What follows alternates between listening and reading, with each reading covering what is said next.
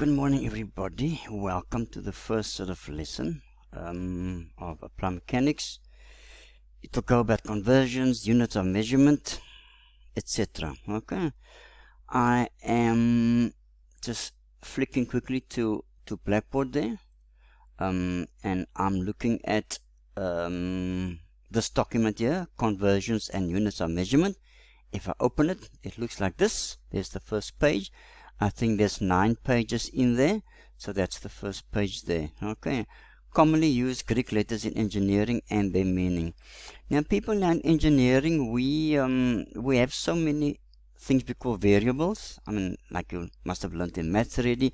A variable is something that we want to talk about or use in a calculation, but we don't just quite know its value, so we call it a variable because it can vary, it can change with another value. Okay, and in science and engineering, we have, in civil engineering, there's specific letters, that a set of letters that we use. I'm gonna mention a number of them, or maybe all of them, to be the more commonly ones used in applied mechanics and TOS, and of course you will learn more in mathematics and in structural analysis and design as you go up the levels. Right, there's the first list there. This is not the full list, but it's a lot of them. So there's a table. Okay, I'm not going to go through all of them. You can go to the rest of them. I'm just going to explain a number of them and point at a few things. So there's the letter. Okay, it's a Greek letter, and that is how we read it. So that's alpha, beta, gamma, delta. When I say small, that's the lower caps letter, and delta is the upper caps letter. Okay, and there's epsilon, theta, one you've seen in math before, lambda, and so on. Okay, I want to point at a few of them as I go along. So people, the first column is the letter. That is how you read it, and that's its meaning that we take it to mean in science and engineering. Okay, so if I take the first one there, that's the symbol. We read it as alpha. It's used for the plane angle. A plane just means a flat plane like a page or a wall or the whiteboard or the top of the table. That's a plane. It's a two-dimensional surface. Okay, it's got width, it's got depth, but it hasn't got thickness or height. Okay, that's what we mean by plane, or a 2D plane. Okay, and the unit of measurement for a plane angle commonly is degrees, and there's a column called formula, which it's not always applicable. Okay, the next one there is beta.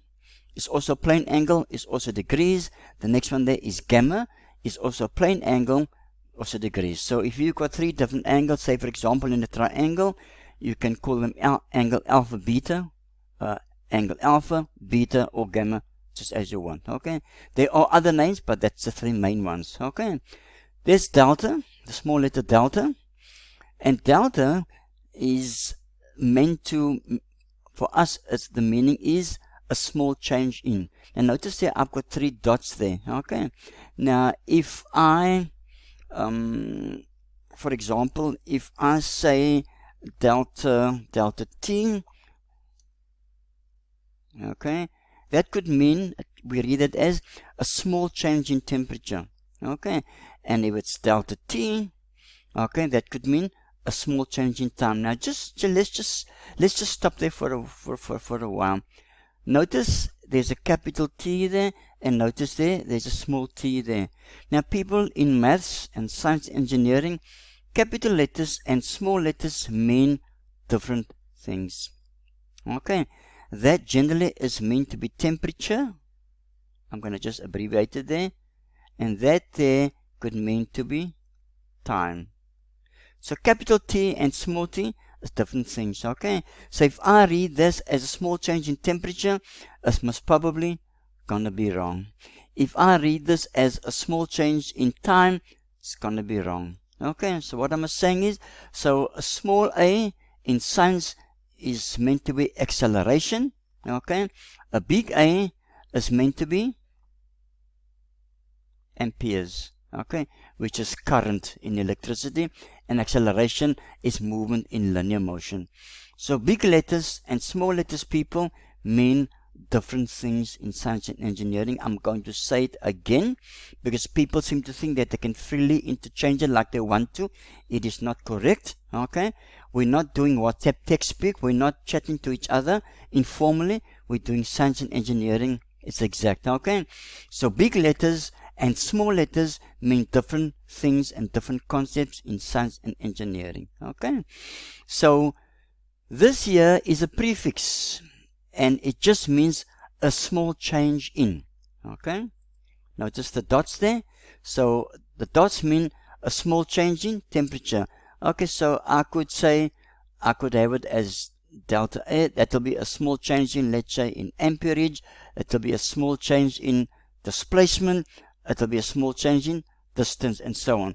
So this just means a small change in, and whatever stand behind it, that completes that little phrase there, okay?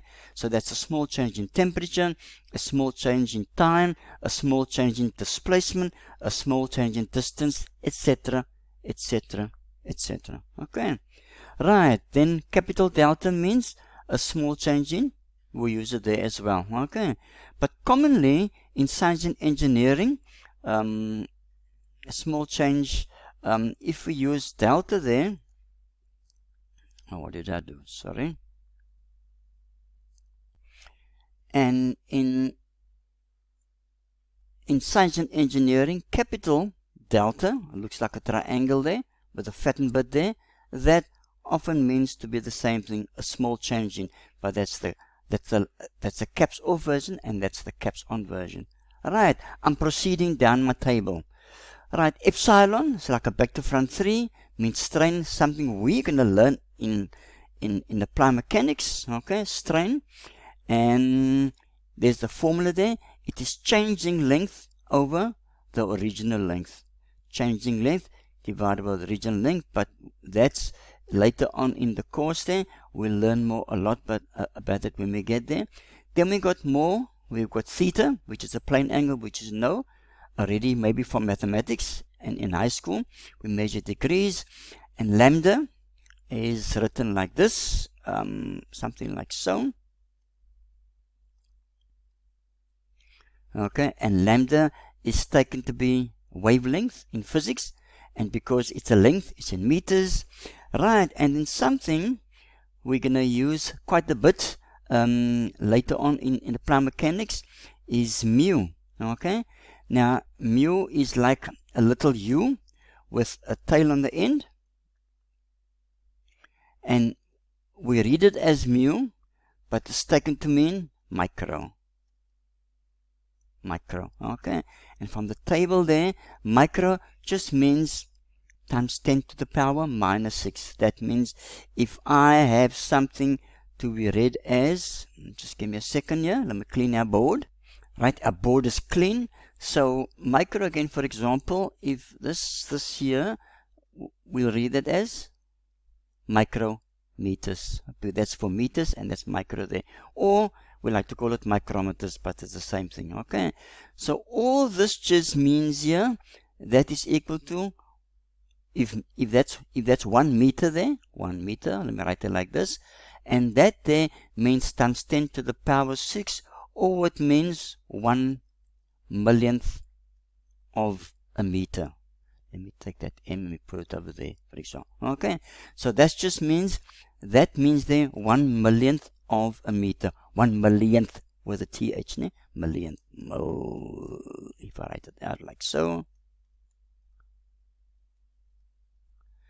1 millionth of a meter. It's very tiny. So it's 1 meter divided by million, or we can write it as 1 times 10 to the power minus 6 meters there. So that micro there, we call that a prefix. We'll see it later. Prefix. Prefix is something that goes before. For example, in English, if I say the word activate, okay, you know the word activate means. Activate means to get it going. Okay, and if I say deactivate, that means to not activate it. And that D there is a prefix. It changes often it changes the meaning to the opposite of what it was. So activate means to start it off. Deactivate means to stop it. Okay, and that DE is a prefix, like micro is a prefix. Okay, so the micro there is not a calculation. It's not to do something. It just tells you a bit more. Sorry, sorry man, what's following afterwards. So that's 1/1,000,000th of a meter. Okay, if I have something like so, that'll be microwatts. That means 1/1,000,000th of a watt. And a watt we write like so, which is to do with energy or power. So that's the prefix there. It just means 1/1,000,000th of whatever follows it. Okay, right, I'm going down my table. So that's micro, and there's 10 to the power 6, or it means divided by million. And mu also means in physics, it means coefficient of friction. And yeah, so there's no unit to it. Okay, the famous pi. Okay, pi. Let's talk about that just a bit there. Let me just clean that board quickly. Pi is also a Greek letter. Okay, like so. People say, what is pi? Pi is actually equal to 22 divided by 7. Okay, but I asked you, what is pi? What is pi defined as? And most people don't know. Pi, if we take a circle, okay, if we take a circle and we take its circumference, that means the distance from there all around there, and I'm taking any circle, okay, there's its center line. If I take any circle of any diameter, if I take any circle and I measure its diameter and I divide it by its diameter there, we get pi. Okay, what am I saying there? That for any circle, the ratio, notice the word ratio there, a very important word in science and engineering. What's a ratio? A ratio is just a number. Okay, if I take 10 meters and I divide it by 2 meters, what do I get? Think about it. If I take 10 meters and I divide it by 2 meters, what do I get? I do not get 5 meters. I don't get 5 meters. I get the number 5. Now, if I look at mathematically, what's 10 divided by 2? 5. What's m divided by m? It's 1. And what's 5 times 1? Is 5. Okay, so the result of 10 meters divided by 2 meters is 5, and that there is a ratio. Okay, you must think about that one. You need to get that correct. A ratio is a unitless number or unitless value. It's got a unit of measurement. Very important. You need to think about it and get that right in your brain. Okay, so if I say what's 10x divided by 2x, I get 5. I do not get 5x, I get 2. What does it mean? It means that 2x goes into 10x 5 times. It means that 2m goes into 10m 5 times. Okay, that's the ratio. Right. So if I take the circumference of any circle and I divide it by its diameter, I get a ratio which is equal to 22/7. Okay, so that's the definition of pi. Okay, and whenever we work with circles, we're going to work with pi, and it's equal to 22/7. Whenever you use pi on your calculator, are you listening to me? Are you listening to me? If you use pi in the calculation, do not use 3.14, okay? Because it's actually 3.147289. And the other unique thing about pi, people, is as we go on with the decimals there, it never ever stops at 0. The numbers, they go on forever. That is why when you use pi on a calculator, you do not type in 3.14, but you use the pi function on a calculator, because it takes into account all the decimals behind it, however accurate, however the calculator, whatever accuracy that calculator is working to. Okay, and different manufacturers use different levels of accuracy, but what I'm saying is, when you use pi in a calculation, do not use 3.14, but use the pi function on your scientific calculator. Okay, right, I'm going back to my table. There's pi over there, a ratio of circumference to diameter. Like I said, circumference divided by diameter, it's equal to 22/7. Sigma, okay, next Greek letter there, sigma. That's sigma small and that's sigma capital. Sigma small for us is meant to be stress, and it's not the type of stress you feel the day before the exam. No, it is a concept, and the unit of measurement there is newtons per square meter. And why is it that? Because we take force, and the standard unit of measurement is force. We'll talk more about this later, is newton. And the standard unit of area is either square meters or square millimeters. But in this particular case, if we take newtons and we divide it by square meters, we get force over area, and that there is called stress. So stress is force over area. It could either be newtons per square meter or newtons per square millimeter.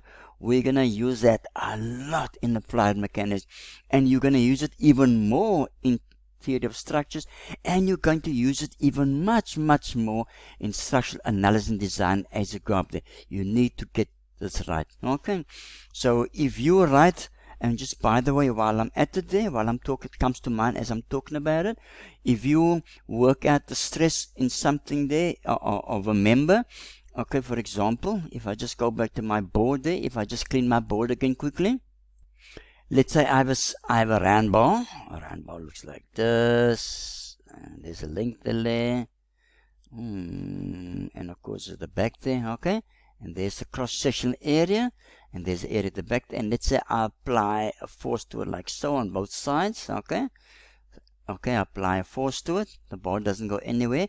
It wants to be crushed, okay, so if I take the force that's acting at the end there, and I divide it by that cross-section area there, I get the stress the bar is undergoing, and it's newtons, let's say it's millimeters squared, so it's units in.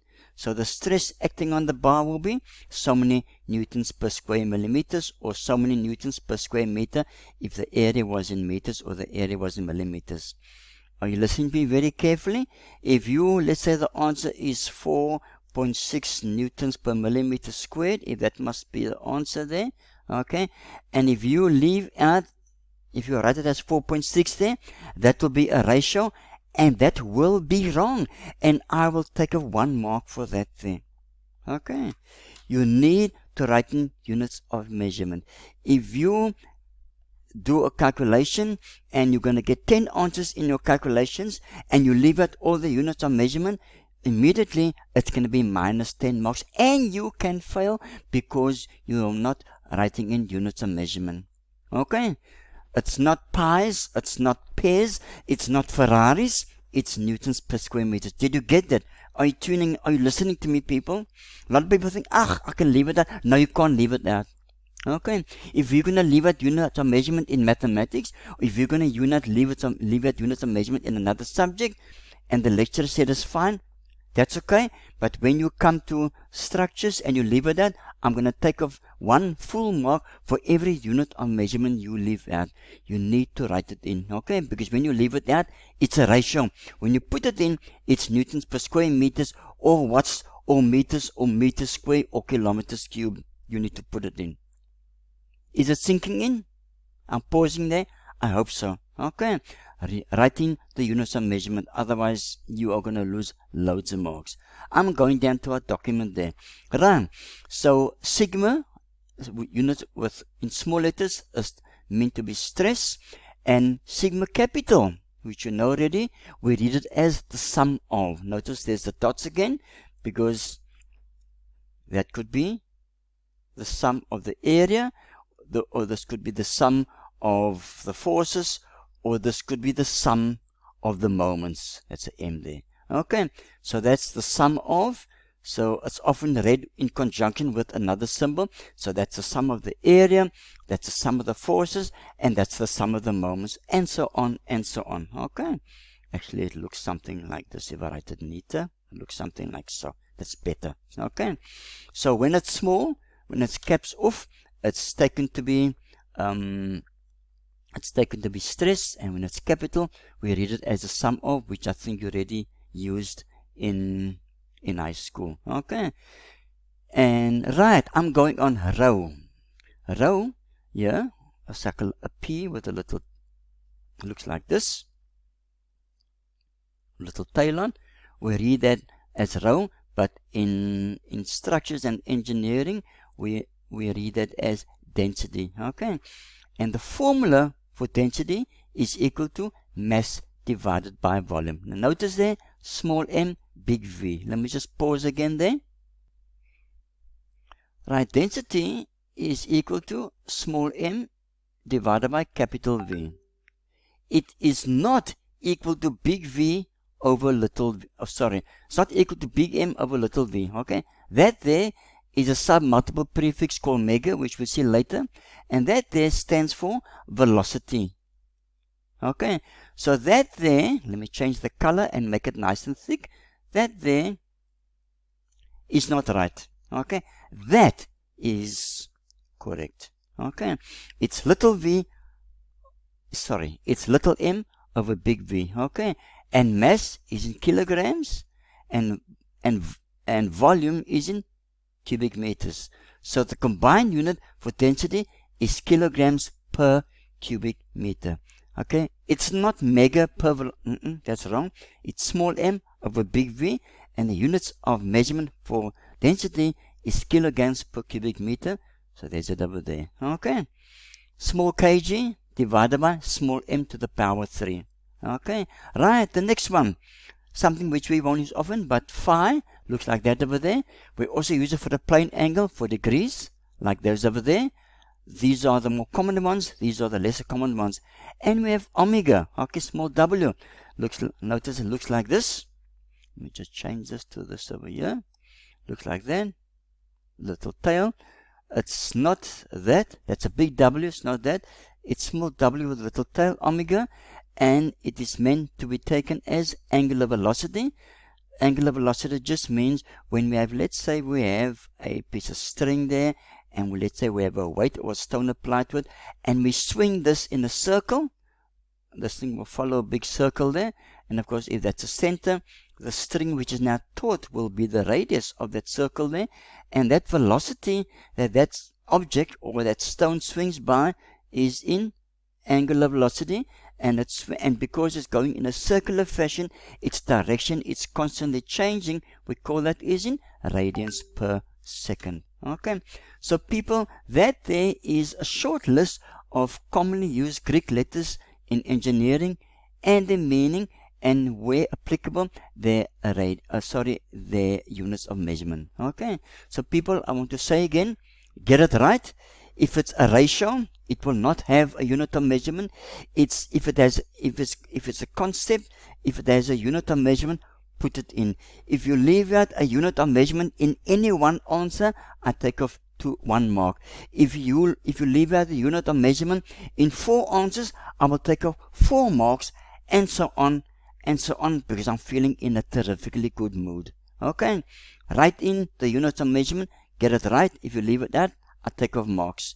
If another lecture doesn't take off marks, that's fine. When you come to my class, I will take off marks. Okay, right, people, let me proceed to the next part of the section here. Right, people, I'm continuing down my document. There's my document. I'm going down there. The next little section I'm going to talk about is submultiple prefixes. Now remember, I spoke about micrometers, micro. Now that's an example of a submultiple prefix. And here's a table. Okay, here's a table. I want to make it a bit bigger. It looks like such. There's the table there. Right, we call this the base unit. Let me just see if I can do something here. See if I can be. There we go. Okay, this here is called the base unit. Base. Oh, this doesn't want to write so nice. Base unit. This is in PDF. That's the base unit over there. Okay, right. Now notice there, as I go from there to the top there, okay, I'm going to zoom in here so you can see nicely.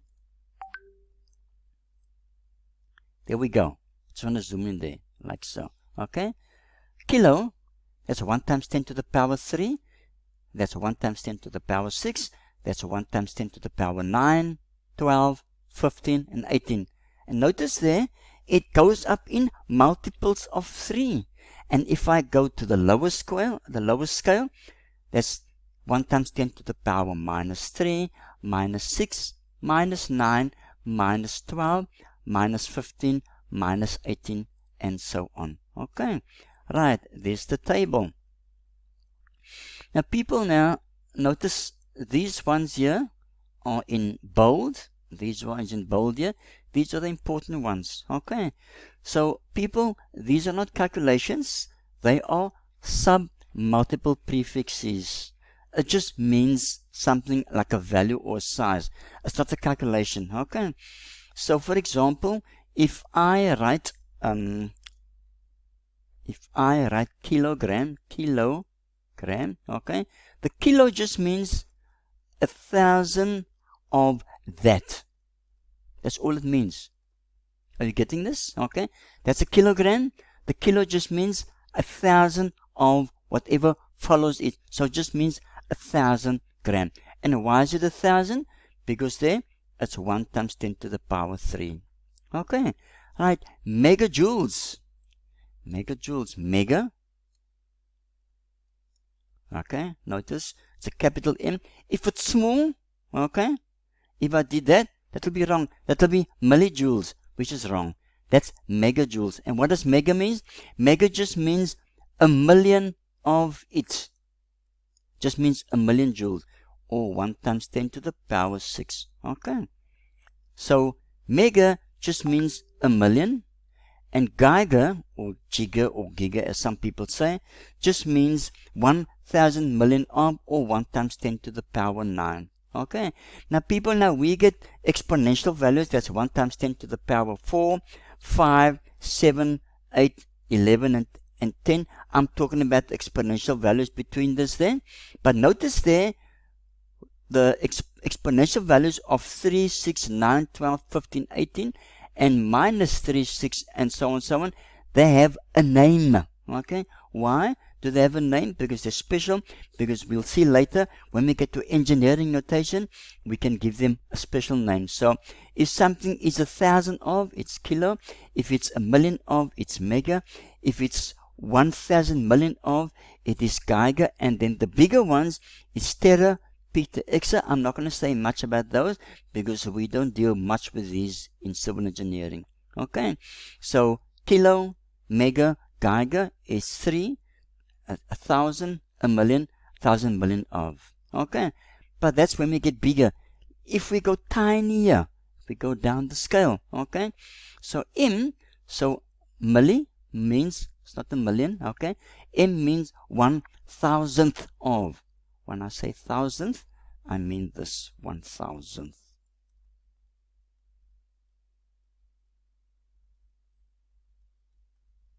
Okay.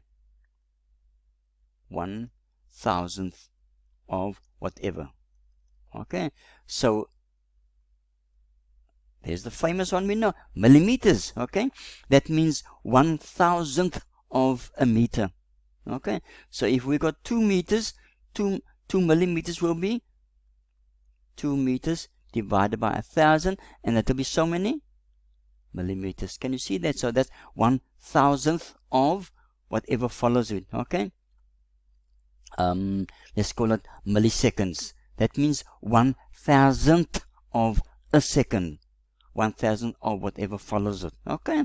And so on and so on. Right. There we got the famous micro. We spoke about it earlier. Micro means 1,000,000th of whatever follows it, and it's 1 times 10 to the power minus 6. And we get even smaller. Okay, nano. Okay, is 1,000 millionth of whatever follows it. And nanometers is something often used in wavelength, because wavelength we can't see with the eye. So if something is written like this, we read it as 10 nanometers, which actually means 10 divided by 1 times 10 to the power minus 9 meters. Okay, so that's 10 divided by 1,000 of a million meters. Okay, so we can see it's a pretty tiny number. Okay, so if it was meters or molecules, we'll not be able to see it with the naked eye. It is so tiny. Okay, and because if we wrote it as, let me just clean the board quickly. Sorry, this should be plus 9, eh? Sorry, map that.